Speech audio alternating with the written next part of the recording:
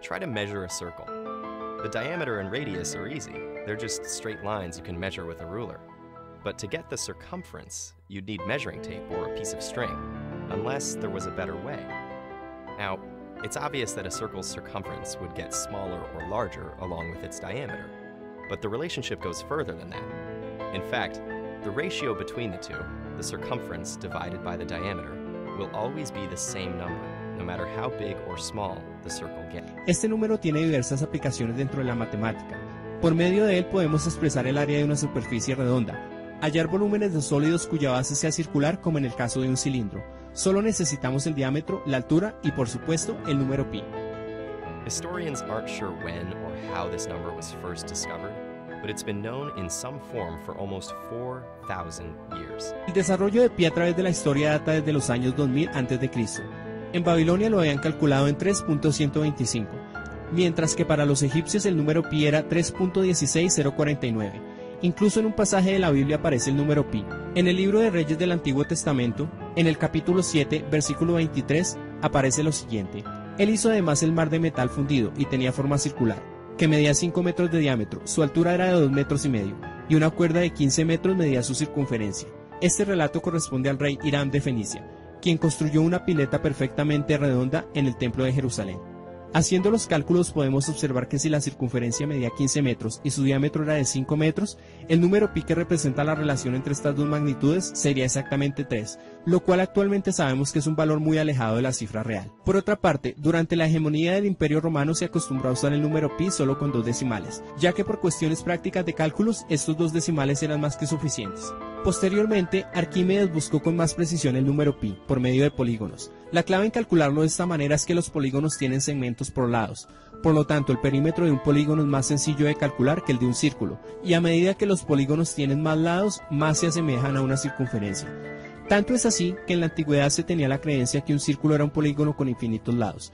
Por su parte, Arquímedes empezó sus cálculos con hexágonos y su cálculo final lo hizo con un polígono de 96 lados, donde logró una aproximación final del valor de pi de 3,14163. Un siglo después, Claudio Ptolomeo utilizó un polígono de 720 lados para llegar a una aproximación de pi, la cual fue de 3,141666. En China, también se realizaron esfuerzos para llegar a una aproximación más exacta. Fue Lui Hui quien en el siglo III utilizó polígonos de 3072 lados, logrando así un valor aproximado de pi de 3,14159.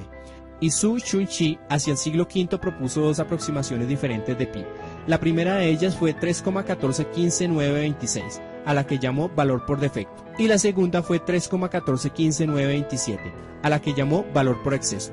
Adicionalmente dio 2 aproximaciones racionales de pi, que fueron 22 séptimos y 355 133avos. Simultáneamente en la India, Persia e Italia se llegaban a resultados muy parecidos. La búsqueda de los números decimales de pi continuó de manera incesante, siempre utilizando el método utilizado por Arquímedes, calculando el número pi con polígonos. Ya hacia el siglo XVII, en el año 1615, el matemático Ludolf van Quillen calculó los 35 primeros decimales de pi. Se dice que estaba tan orgulloso de este resultado que en su lápida mandó grabar dichos números. A partir de este avance, los libros de matemática alemanes lo denominaron durante muchos años como el número ludolfiano. So when did they finally figure out the exact value instead of just estimating? Actually, never.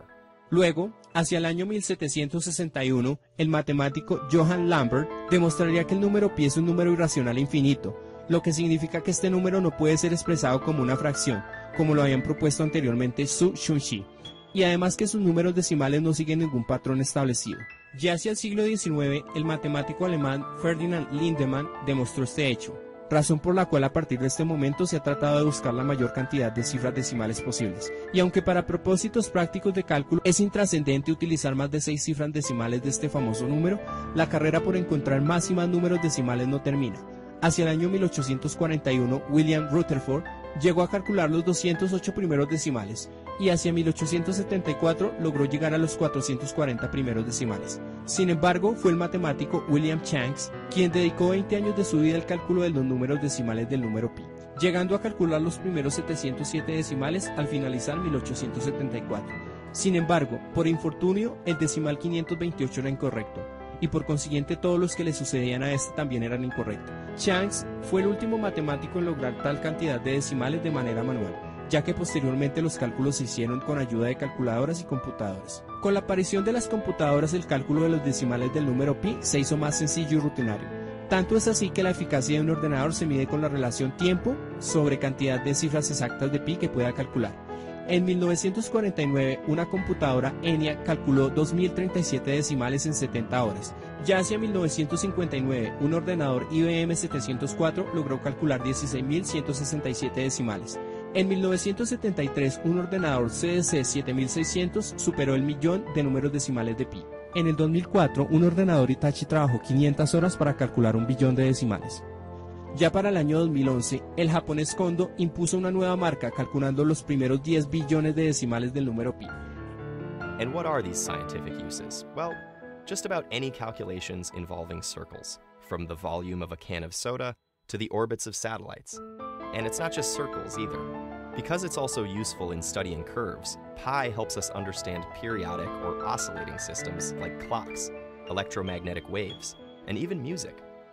In statistics, pi is used in the equation to calculate the area under a normal distribution curve, which comes in handy for figuring out distributions of standardized test scores, financial models, or margins of error in scientific results. As if that weren't enough, pi is used in particle physics experiments, such as those using the Large Hadron Collider, not only due to its round shape, but more subtly, because of the orbits in which tiny particles move.